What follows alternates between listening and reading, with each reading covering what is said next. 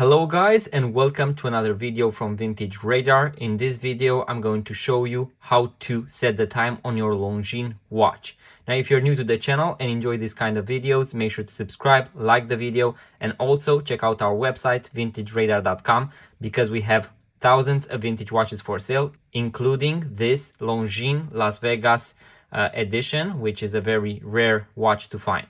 So if you have a Longines watch and you want to set the time, all you need to do is to pull the crown to the last position. So if you have a date window, that will mean the second position. If you do not have any other complication, it will most likely be the first position. So I'm going to pull the crown all the way, and in this position I can actually set the time. So I will rotate in a clockwise direction. Always do that, especially if you have a mechanical or automatic movement. After you have done that, simply push the crown all the way back in and you are set. That was the video, guys. Once again, like the video, subscribe to our YouTube channel, and see you on the next one.